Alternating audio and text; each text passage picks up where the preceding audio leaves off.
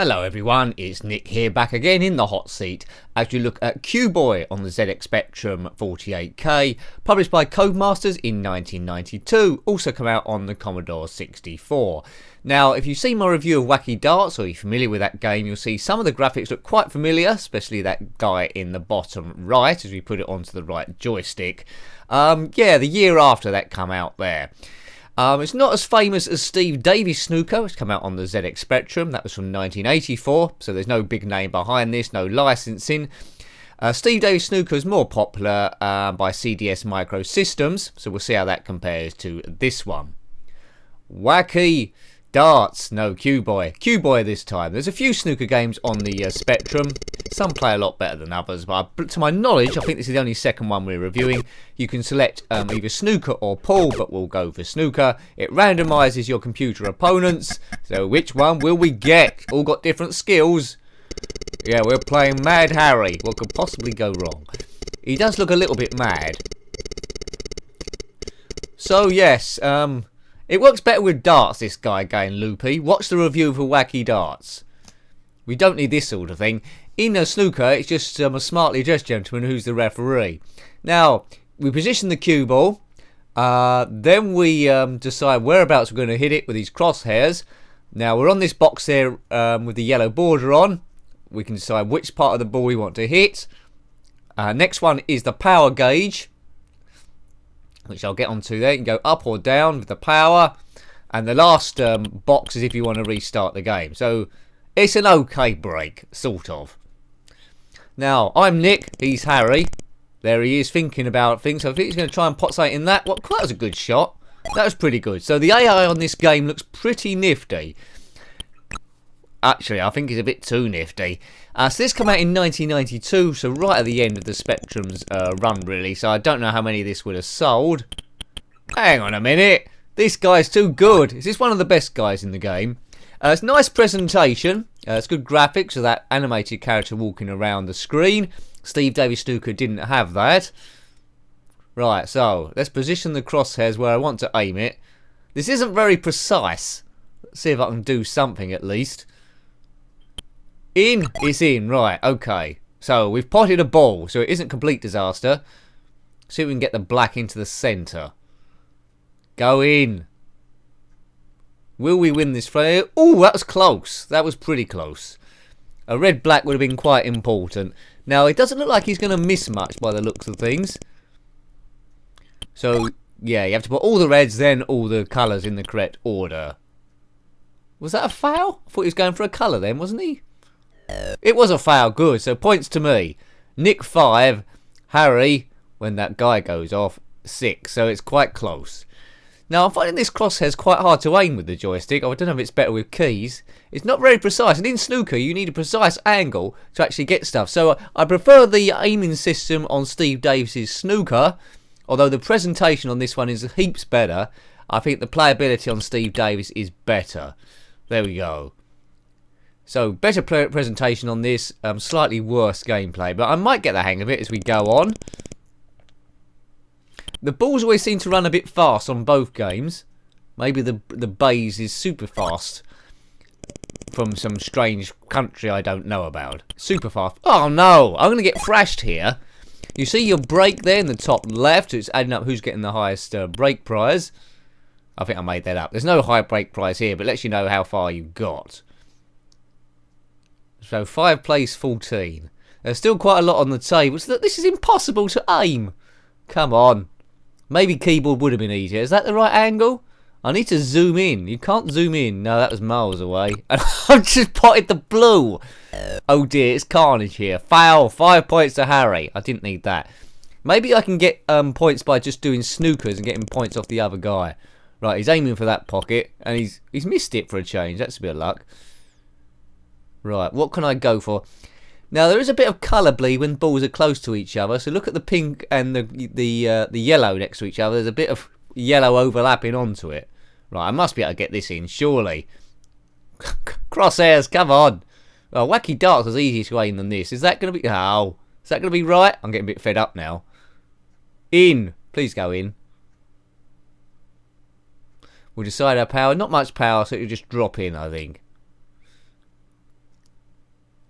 I'm still not happy with this angle. Right, that'll do. This is as close as it's going to get, I think.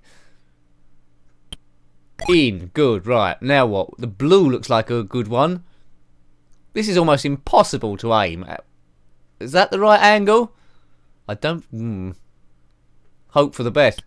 No, I've overcut it. Please. Oh, the white was going to go in, is it? No. Right, so it's 6 plays 19. Did you have this game or any other... Oh, foul. Did you have this game or any other snooker game? Let me know. What was your favourite? I expect they all played quite similar. The table here... Criticism here. The table seems much wider than it should be. The perspective seems all wrong. Normally a full-size snooker table is longer than this. So it's more like a pool table, which you have got the option to play pool on this one. So maybe it was designed pool first, when snooker is an afterthought. But the name was Wacky Darts before on the last one. Why didn't they continue that and call this Wacky Snooker or Wacky Pool? That would have made more sense than Q-Boy. Q-Boy doesn't sound like a very cool name to me. It's a boy with a Q. I don't think this is going to last too long. I'm getting tonked here. 10 plays 20. Is that another foul? Let me see. I need the points. Foul? Yes, good. Foul. How many points? 4 to Nick. I might win this by his bad play. So he might do all the scoring for both of us. Going for a long shot here. If this goes in, it'll put us on the blue. In theory. No. Yes? No. I would prefer like the Q and a dotted line to see roughly where I'm aiming. Just a crosshairs is deeply flawed in my opinion. No doubt you could get good in this if you keep practicing and practicing and practicing. Like the AI is. Red, yellow put in by him. Oh look, this is getting out of control now. He's on a break. What's he going to go for now? He's going to go for the blue, is he? If this goes in, it's doom. It's doom. Is he going to clear the table here? This must be one of the best players, Harry. Right. So, we're 15 points behind. How far in the review are we? We're only doing 1 frame, so this isn't the best of 16, so don't worry yourself. Yeah, I'm giving him points now. He's getting away. Go in. Yes, 4 points to me. So there's lots of fouls going on. There's more fouls on a farmyard. You can work out that joke for yourself. Right, is this a nice cut? Is that the right angle? Place your bets. Oh, I couldn't get much closer.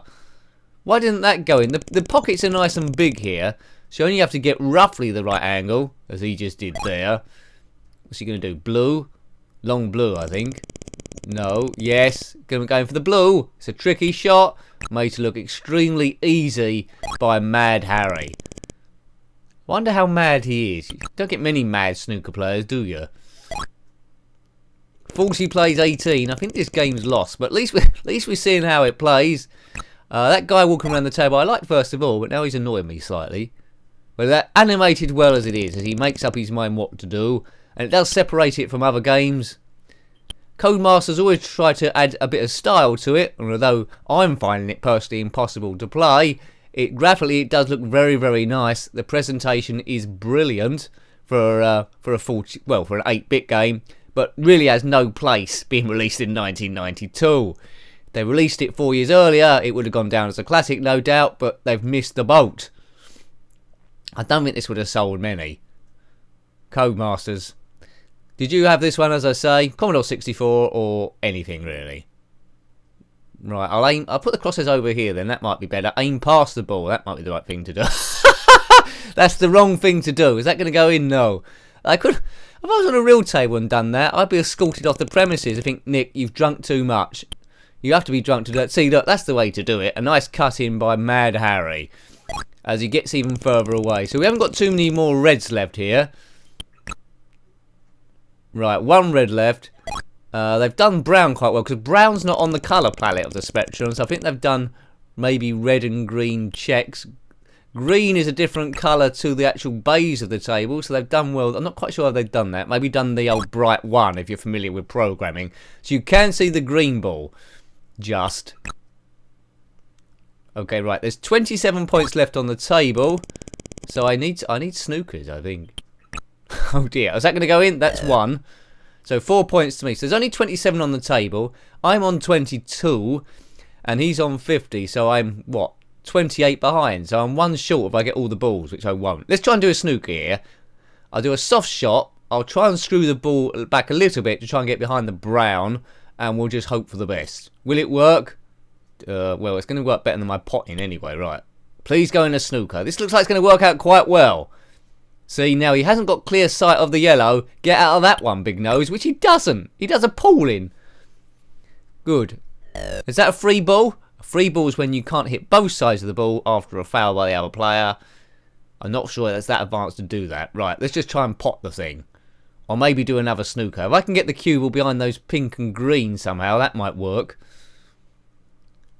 Right, 26 plays 50. So, in theory, I can win the game now. Or is that going to go in a snooker? It's not the snooker I wanted. I think, can he hit that or not? He might be able to pot it. Oh, he almost did. So, we're going to the serious bit of the game now, if indeed there is a serious bit. It's the final colours. Might be able to do a snooker here. I'll just glance off the yellow, send the cue ball up, if I can, and hopefully it stays there. So a nice soft shot. Did I actually hit it there? I'm not sure. I'm not sure I hit it, did I? Is that a foul? No, I must have just clipped it by the narrowest of whips, but he'll pot that. He's potted it. Oh, and he's fallen into my trap, which I definitely deliberately played. I'm starting to get bored of this game. I have to remind myself it is snooker, but I'm in a state of ungripness. I'm totally ungrippered. I think I would prefer to play Steve Davis' snooker, because for me, it's all about playability, really. Playability. That's the beauty of it. Another snooker. I mean, when I reviewed Kickoff Revival quite recently, yeah, granted, the stadium isn't as detailed as a top price game, but the playability of that is great. And that's where it was meant to be. It's meant to be a throwback to retroness. Did I get points? I won't pay. So I'm only 14 behind now. I'm gradually catching up as he does fouls. If I can pot this, which I bet I can't. Oh, look, this crosshairs is not going where I want it. That's close enough. That's a pot, is it? No, it's not a pot, Nick. It's miles away. So I think I'm just going to have to try and get points out of my opponent doing everything wrong. Oh, God. Didn't need that to happen. So there's 25 on the table. I can still do it. That's not going in. Or is it? Come on. I must be able to pot that. It's only a game, so put up a real good fight. I'm going to be snookering you tonight. Goal! Right, so that's the green in. Can I get the brown into the top pocket there? Top left. Can I snick that in? Come on. Go in, please go in. This is a rocky comeback here. In! Didn't go in. In! Yes, it's a trick shot. Right, okay, so what we now? 19 behind. 18 on the table. Oh dear, I've calculated wrong. I need another snooker. And I've just hit the... I just potted the pink out of order, almost.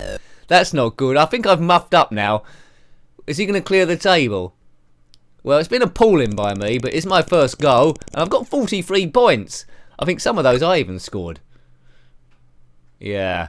2 balls left, and then it's game over. What's that? 6 points to me. What does this mean then? So, it's doing my head in mathematically. So now I'm on 47. He's on 63. That still isn't enough. I'd be 3 short. If I potted both balls, I'd be 3 short. Where can I put this cue ball? Somewhere on the pitch or the table. Right, I need 1 snooker somehow with 2 balls. Can't see it happening. We'll hit it and hope for the best. Is that going to be a snooker? No, it's not. Should have done the pool, I think. But we'll just stick on the snooker here. We won't be revisiting. Oh, I need the cue ball to go in. Yeah, so he just needs to pot the black and he's won. Well done, Harry. Well done. So no real life snooker players in this from the era. It's just a random set of people, as you see in Wacky Darts as well. Well, I hope you liked having a look at that one. Excellent presentation, terrible aiming and quite uninspiring. So thanks for watching that one as always. That was Q-Boy on the ZX Spectrum 48K, published by Codemasters in 1992. Thanks for watching that one as always. If you've got any comments about the video, I always like hearing from you. Any other snooker games or any other Spectrum games in general, then please put your thoughts below. Your thoughts are just as good as mine, and sometimes maybe a little bit better. So until next time, take great care of yourself and a very fond goodbye. Goodbye.